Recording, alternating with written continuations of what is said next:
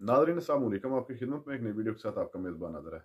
Nadreen, I senior और दलेर anchor Mohammad मालिक ने मुस्लिम लीग नवाज के लोटे इरफान सदीकी की खूब दुर्गत बनाई। उसके सामने मरियम नवाज की वो वीडियो चलाई जिसमें मरियम नवाज जो है इमरान खान को टारगेट कर रही है और कह रही है कि इमरान खान एक लोटा खरीसी है और इसमें लोटों की तादाद है, जिस पर एंकर मोहम्मद मालिक ने इरफान सदीकी को अड़े हाथों ले लिया और अभी उनके पार्टी में जो लोग मौजूद हैं उनके मुतल्लिक ऐसे सख्त और कड़वे सवालात किए कि आगे से इरफान सदीकी के पास कोई भी जवाब नहीं था, बल्कि प्रोग्राम से भागना चाहता था। वीडियो मुलाज़ा फरमाएं, फिर इस पर मुकम्मल तफसील आपके सामने रखते हैं। अगर लोटा खुद टूट के झोली में गिर जाए तो जायज, तो उससे पूछे ना, ये इरफान सिद्दीकी से पूछने का सवाल तो नहीं नहीं है। तो फिर ये पहले भी उन लोटों से पूछना था, पहले फिर आप लोटों को गालियां क्यों निकालते थे? नहीं, वो तो जो बेशर्मी से कर रहा है, लेकिन आप लोगों ने तो लेजिटिमाइज कर दिया ना।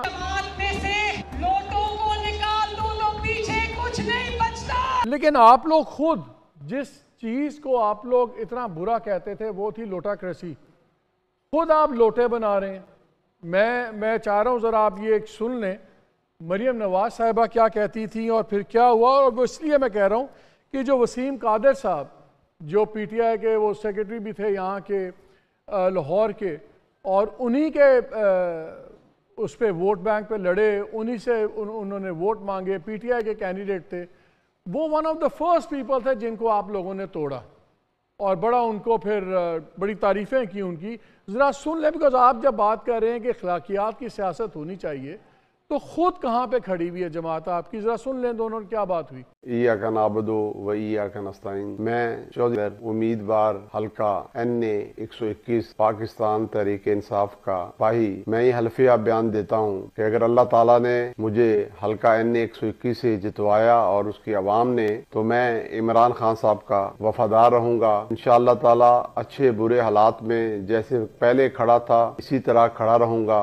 और मेरे इलाके की आवाम जो होगी उसको कभी मैं मायूस नहीं करूँगा। तो इसमें बिल्कुल डाउट नहीं होना चाहिए। मैं अल्लाह को हाज़िर नाज़िर जान के बात कर रहा हूँ। मैं Waseem Qadir, general secretary PTI Lahore था।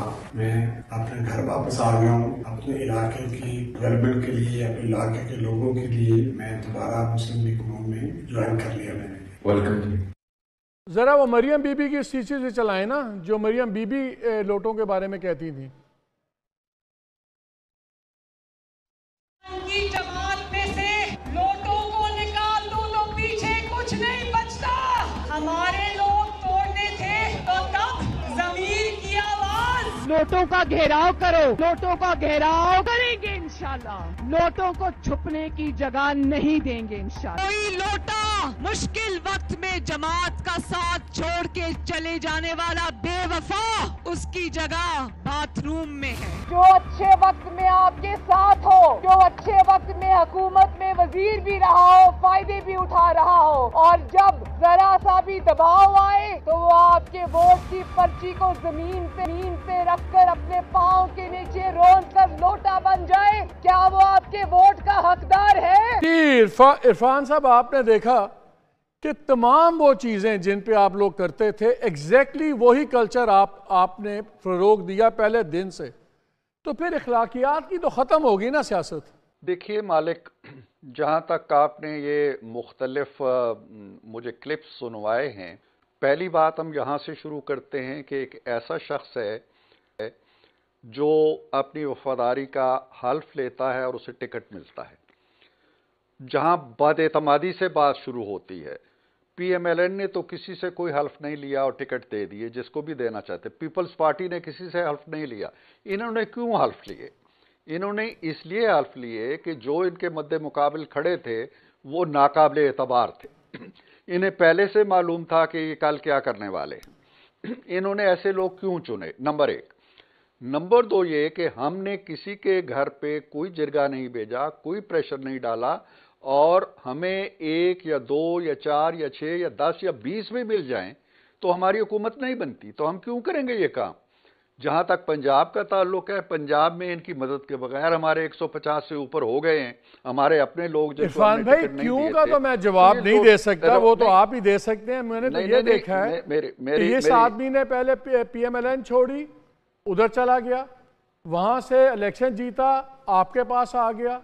वो तो जो बेशर्मी से कर रहा है, لیکن آپ لوگوں نے تو لیجٹمائز کر دیا نا. آپ چھوڑ دیں پی ٹی آئی نے کسی کو ٹکٹ کیوں دی. دیکھیں آپ کی ایک ڈکلیئرڈ پالیسی ہے لوٹوں کے اوپر. میں کیوں چھوڑ دوں؟ ہماری ڈکلیئرڈ پالیسی اپنی جگہ قائم ہے. ہم کوئی لین دین نہیں کر رہے, ہم کوئی لوٹا کریسی نہیں کر رہے, ہمیں ضرورت نہیں ہے.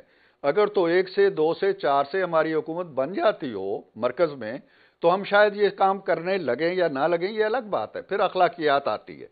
اچھا اس پہ مجھے ایک چیز بتائیے, اس کا مطلب یہ ہے کہ آئندہ آپ کسی پی ٹی آئی کے الیکٹ ہوئے بندے کو نہیں توڑیں گے انڈیپینڈنٹ کو؟ ہم نے پہلے بھی نہیں توڑا, ہم آئندہ بھی نہیں توڑیں گے. یہ کیسے ٹوٹا ہے؟ یہ وسیم قادر کیسے آیا؟ موزم جتوئی کیسے آیا؟ یہ تو اس سے پوچھے نا, یہ عرفان صدیقی سے پوچھنے کا سوال تو نہیں ہے. تو پھر یہ پہلے بھی لوٹوں سے پوچھنا تھا, پہلے پھر آپ لوٹوں کو گالیاں کیوں نکالتے تھے؟ نہیں, مریم نے جو کہا وہ ان کی بھی سوچ ہے, وہ ہماری بھی سوچ ہے. اب بھی ہم کوئی لوٹا کریسی نہیں کر رہے. ہم پہ بڑا تشدد, ظلم, ستم سب کچھ ہوتا رہا نا 4 سال. ہم سے کیوں نہیں ٹوٹ کے گئے لوگ؟ یہ کس طرح کے قبیل کے لوگ یہ علاقے بٹھاتے ہیں؟ چلیں میں اگلے سبجیکٹ پہ جاتا ہوں, لیکن آپ کی جو میں بات سمجھاؤں وہ یہ ہے کہ اگر لوٹا خود ٹوٹ کے جھولی میں گر جائے تو جائز, اگر اس کو نہ توڑیں تو, اگر توڑیں تو پھر ناجائز. Am I correct؟ بس آپ کوئی بھی تعویل تشریح کر سکتے ہیں. ناظرین جیسا کہ آپ نے ویڈیو ملاحظہ فرمائی, ناظرین مسلم لیگ نواز جو ہے وہ صبح کو اور بیان دیتی ہے, دوپہر کو اور شام کو اور دیتی ہے. کل تک یہ عمران خان کو کہتے تھے کہ عمران خان جو ہے وہ یو ٹرن لیتا ہے. وہ تو یو ٹرن لیتا تھا ملک کی مفاد کی خاطر, لیکن یہ یو ٹرن لیتے ہیں اپنے اقتدار کی حوث کے لیے.